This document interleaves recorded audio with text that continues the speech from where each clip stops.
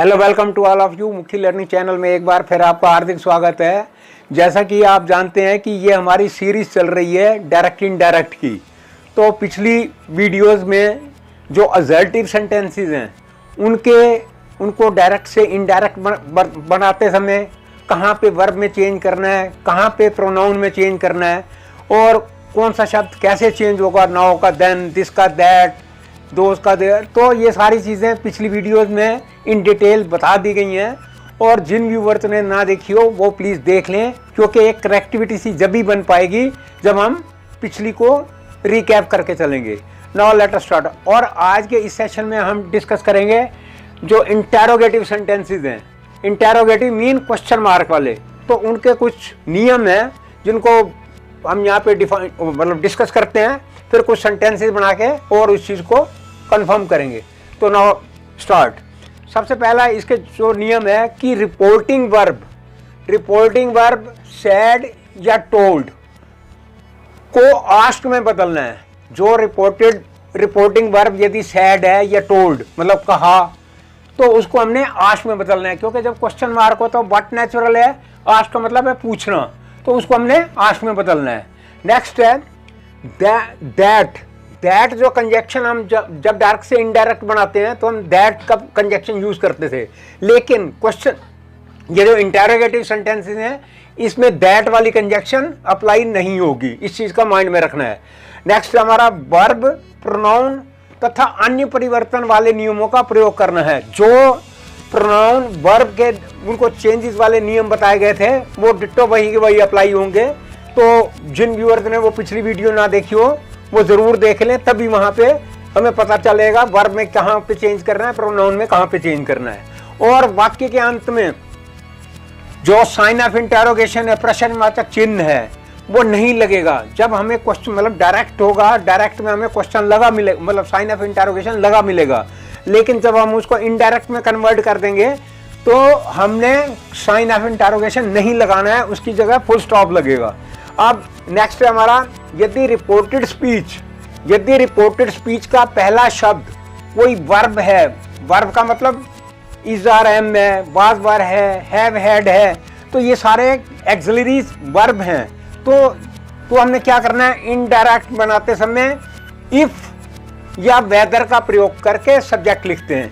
मतलब हमने जो verb is are am, was were जो भी है उसकी जगह हम क्या लिखेंगे, इफ या वेदर। तो आइए आप कुछ सेंटेंसेस बना के इस चीज को और डिफाइन करते हैं। अब जैसे है राम सेड टू मोहन, राम ने मोहन से कहा। अब यहाँ पे आप देख रहे हो ये वर्ब है, क्या auxiliary verb. Are you reading a book, क्या तुम एक किताब पढ़ रहे हो। अब उसने क्या जवाब, इनडायरेक्ट क्या बना, राम आस्क्ड, यहाँ पे सेड टू था तो हमने उसको क्या कर दिया, आस्क्ड, क्योंकि उसने पूछा है। तो अभी जैसे बताया गया था हमने वर्ब को हटा के इफ लगा देना है, तो यही हमने यहाँ पे किया। इफ, आर की जगह हमने क्या लगा दिया, इफ। अब क्योंकि हमें ये पता है कि जो प्रेजेंट में हमने उसको क्योंकि ये बात पास्ट में कही गई है, सैड का मतलब पास्ट में कही गई है, तो हमें ये पता है कि इसकी जगह हमें वाज का प्रयोग करना है। तो इसका क्या बना, Ram asked Mohan if he was reading a book. Ram ने मोहन से पूछा कि अगर वह किताब पढ़ रहा था, इफ, ठीक। नेक्स्ट है हमारा मोहन सेड टू सोहन, मोहन ने सोहन से कहा इज योर फादर हेयर। अब यहाँ पे आप देख रहे हो इज क्या है, ये वर्ब है, तो जब हम इसको इनडायरेक्ट में बनाएंगे तो इसको हटा के क्या लिखेंगे, मोहन आस्क्ड, सेड टू की जगह आस्क्ड हो गया, मोहन आस्क्ड, इसकी जगह इफ हो गया, इफ हिज फादर वाज, और इसकी जगह वाज आ गया। तो आई थिंक ये फंडा क्लियर हो गया होगा कि जब कोई हेल्पिंग वर्ब वाले इंटेरोगेटिव होंगे तो उनको हमने कैसे चेंज करना है।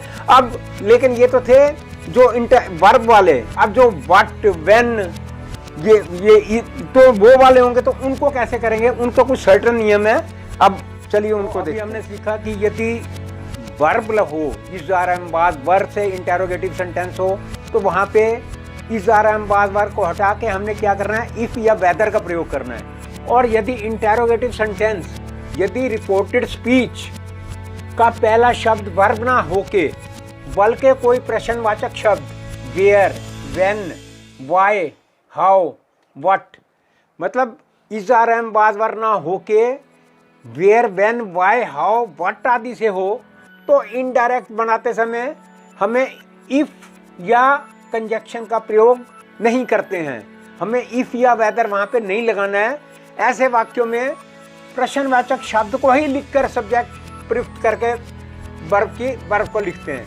मीन्स जो प्रश्नवाचक है, व्हाट है, व्हेन है, उसी से ही वहीं से बिगनिंग कर देंगे। जैसा कि अभी हम सेंटेंस में इसको वो डिफाइन करेंगे, उसी को ही हम लेके फिर उसके बाद में सब्जेक्ट को ले आएंगे। अब जैसे for example, Ram said to Mohan, Ram ने मोहन से कहा what are you reading today. अब क्योंकि क्वेश्चन है तो हमें अंडरस्टूड है कि क्वेश्चन है, तो इसको सेड टू की जगह हम इसको कर देंगे आस्क्ड। राम आस्क्ड मोहन। अब जैसा कि अभी बताया गया था, जो क्वेश्चन ऐसे इंटरोगेटिव हो तो व्हाट का हमने व्हाट ही रहने देना है, उसमें हमने चेंज नहीं करना है व्हाट। अब ये यू था तो इसके क्योंकि ये मोहन है, ये थर्ड पर्सन है, तो हमने क्या किया व्हाट ही। और आर का जैसा कि पहले बताया गया है, इस आर जो ये प्रेजेंट है तो वो हमने इसको पास्ट में कर दिया और आर को वाज कर दिया। तो नेक्स्ट शेल में ये हुआ कि राम आस्क्ड मोहन, राम ने मोहन से पूछा what he was reading that day. Today का जैसा कि हमें पता है, नियम है कि जो टूडे है उसका जब हम इनडायरेक्ट बनाएंगे तो दैट डे हो जाएगा।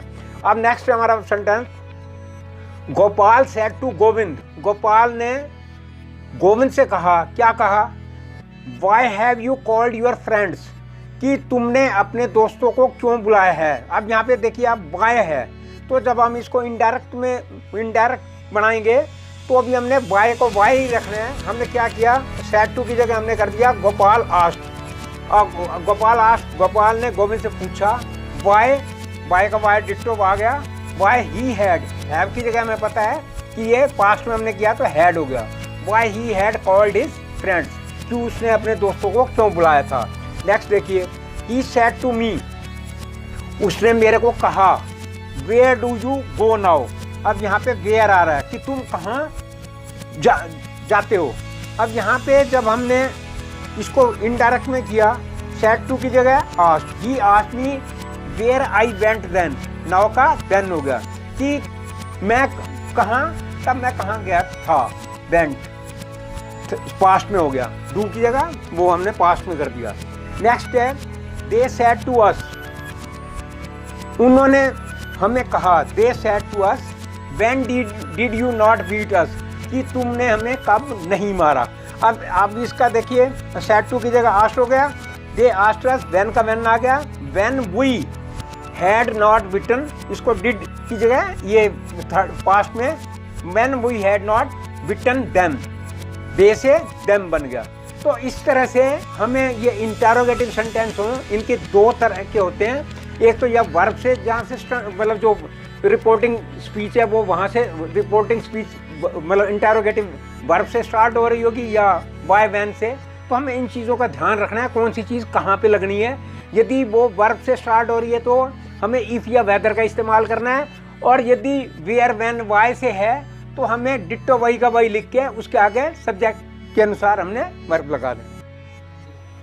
तो अभी एग्जाम्पल्स द्वारा ये क्लियर है कि where, why, how, when, whom के बाद सब्जेक्ट लिख के वर्ब लगा देते हैं। अभी जो पीछे सेंटेंस बनाए तो उनमें ये क्लियर हो गया कि यदि जो इंटरोगेटिव सेंटेंसेस होंगे उनमें where, why, how, when, whom के बाद हमने सब्जेक्ट लिखकर वर्ब लगा देना है। किंतु यदि हु हो तो उसके सेंटेंस में वर्ब ही लगाते हैं, क्योंकि और कोई ऑप्शन नहीं है, क्योंकि इन सेंटेंसेस के साथ दूसरा वर्ब नहीं आता है। फॉर एग्जांपल, अब देखिए direct, he said to me, उसने मेरे से कहा, हु इज स्लीपिंग, कि कौन सो रहा है। अब इसके हमारे पास इसमें क्या है कि ये हु आ गया और इज हेल्पिंग वर्ब, तो आप देख रहे हो ये दोनों इकट्ठी आ रही हैं, दोनों चीज़ें इकट्ठी आ रही हैं और हमारे पास इसके लिए कोई ऑप्शन नहीं है। तो जब हमने इसको इनडायरेक्ट में बनाया तो सेड टू की जगह हमने क्या किया, ही आस्क्ड मी। अब हु डिट्टो हमने वही रखना है, हु वाज स्लीपिंग, इसकी जगह हमने कर दिया हु वाज स्लीपिंग। नेक्स्ट देखिए, ही सेड टू मी, उसने मेरे से कहा, हु आर यू, तो सेड टू की जगह ही asked me who I was, कि मैं कौन था। तो इस तरह से ये इंटेरोगेटिव सेंटेंसेस जो हैं यहीं पे हम स्टॉप करते हैं, और जो इनके जो नियम हैं उनको हमने माइंड में रखना है। और यदि एक बार जितने भी यहाँ पे नियम इन डिटेल में बताए जा रहे हैं उनको हमने समझ लिया तो कभी डायरेक्ट इनडायरेक्ट कभी गलत नहीं हो सकते हैं। तो अब नेक्स्ट वीडियो में हम जो इसके लेफ्ट आउट हैं, एक तो एक्सक्लेमेशन वाले और इम्पेरेटिव ऑर्डर वाले, तो वो अभी रह गए हैं, क्योंकि अभी एकदम से ये सारी चीज़ें नहीं हो सकती हैं, क्योंकि हर एक के अपने अपने असर्टिव हैं, उनके अपने नियम हैं, इंटेरोगेटिव में अपने नियम हैं, एक्सक्लेमेटरी हैं, उनके अपने नियम हैं। तो यहाँ पे जो भी चीज़ करवा रही है in according with the rule position करवाई जा रही है, ताकि वो फंडा हमेशा के लिए ख़त्म कर दिया जाए कि कहीं आदमी को मिसकंसेप्शन ना हो। तो नेक्स्ट वीडियो में हम जो लेफ्ट आउट हैं अपना इम्पेरेटिव और एक्सक्लेमेटरी, उनको इन डिटेल डिस्कस करेंगे। तो मैं व्यूअर से रिक्वेस्ट करूंगा प्लीज़ सब्सक्राइब करें, शेयर करें, और बाय द वे कोई उनको कमी दिखाई दे रही है तो हमें ज़रूर पॉइंट आउट करें। Lot of thanks for